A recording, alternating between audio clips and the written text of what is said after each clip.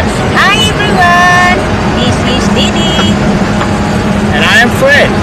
And this is our 36-foot floating home Sunshine. Join us as we go sailing.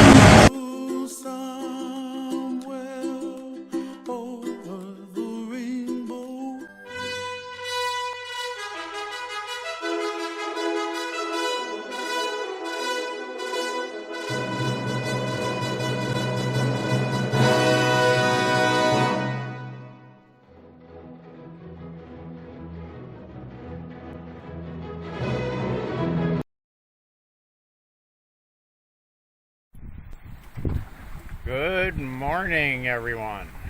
It's about 7:30 a.m. local time aboard Sunshine on the 7th of June, 2023.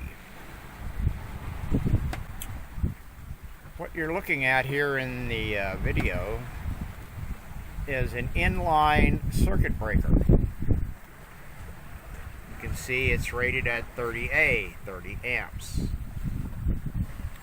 This is the reset button. If I push this, boom, it trips. Or I can flip that up by hand, but it's just as easy to press the button.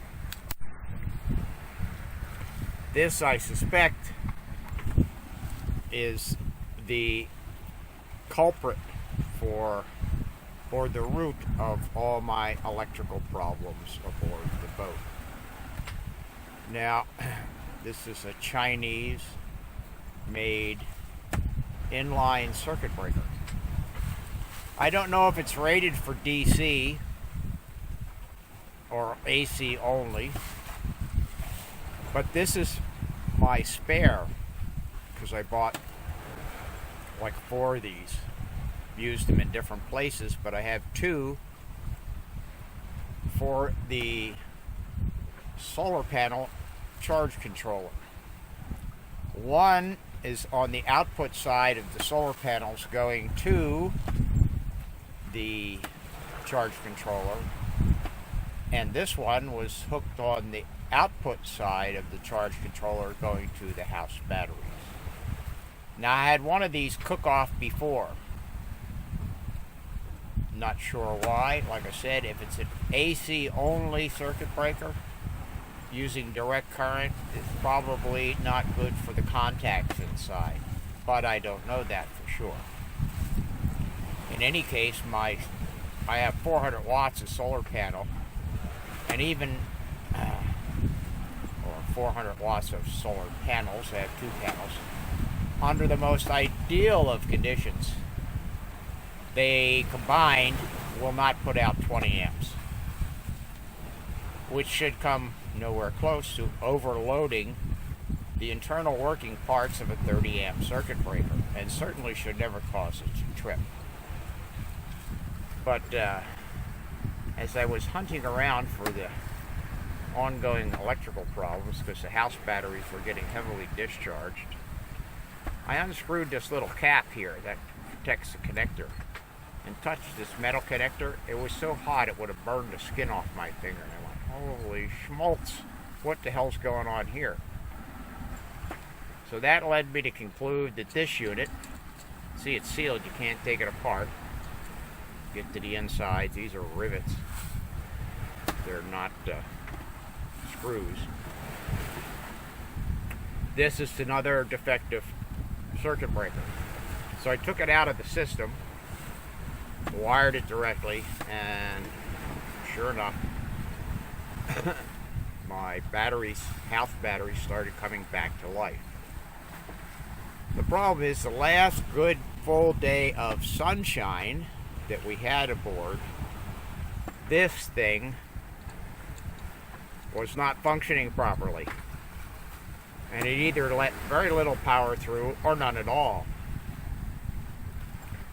And once I discovered the problem late in the afternoon, got about probably 4 o'clock in the afternoon by the time I discovered it, didn't get much more good sunlight for charging the house batteries. So pretty much I turned everything off on the boat, even the laptop with the nav software. Put it in sleep mode. The only thing we run at night is the compass light and the autopilot, because I'm still steering with the autopilot. I want to stay on a compass course, not a course relative to the apparent wind direction. And of course, the next day, we could see the clouds coming in that evening. The next day, it was overcast all day. So the solar panel's still putting out some, but it gets depleted at night because it doesn't really have a good full deep charge on the house bank. And then all day yesterday, again, overcast. A little smattering of blue sky here and there, but not good clear sky. And unfortunately this morning, see, pretty much there's a little blue sky here and there, but pretty much solidly overcast. Anyway, I'm hoping that's the problem. I don't know what I'm going to do as a replacement. I could use those blade type fuses. I just need a fuse holder for them. They would work. Circuit breakers are really designed to protect the wire, not the device. The device should have its own, some kind of internal protection for overload situations. Anyway, 30 amps, I got number 10 wire running from the solar panels to the batteries, so that'll handle 30 amps, no problem. Anyway, I have to issue an apology to Digital Yacht, I suppose, because I sort of discovered yesterday, after the batteries got up pretty well, I tried the AIS unit again with the dongle plugged into the laptop, and it all seemed to work just fine. So I concluded that probably what happened is the AIS unit has a low voltage cutout of some kind in it. And if the voltage, the supplied voltage, drops below a certain point, I don't know exactly what that is, it no longer will interface with a laptop, because that dongle is not supposed to draw power from the laptop. The power that goes to energize the AIS unit and also the transponder comes from the house power, or wherever you hook it in to get power. It's not supposed to come through the USB cable. Anyway, I hooked it all up again. It worked just fine until later in the afternoon. And sure enough, it dropped the connection to the laptop. And I suspect it was because the voltage had gotten too low in house batteries.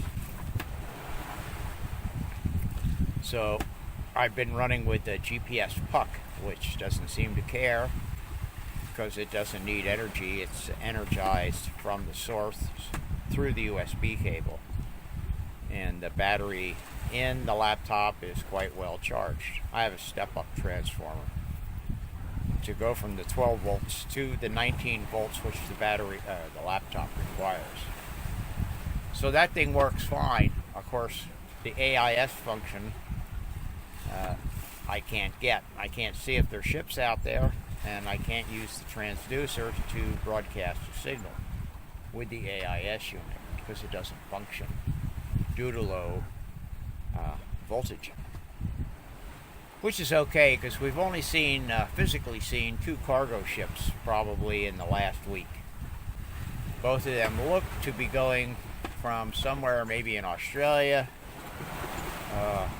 over to possibly the east coast of Madagascar or east coast of northeast Africa, perhaps. Pure speculation on my part. So once again, my apologies to Digital Yacht. It would appear that the problem was this device, not your system. This may also be the reason that my refrigeration compressor went south, low voltage, because it will try to run and try to run and try to run even lower voltage, but it does overheat the compressor motor, and I suspect that's why the refrigeration compressor has died. I was thinking yesterday, because I had a pretty good charge in the batteries, of seeing if it would work again, but I figured, we're almost to the Seychelles, just let it slide, we can survive. Anyway, folks, I'm signing off of this little information video for right now. I'll come back here in a couple of minutes and do a general catch-up video. Bye for now.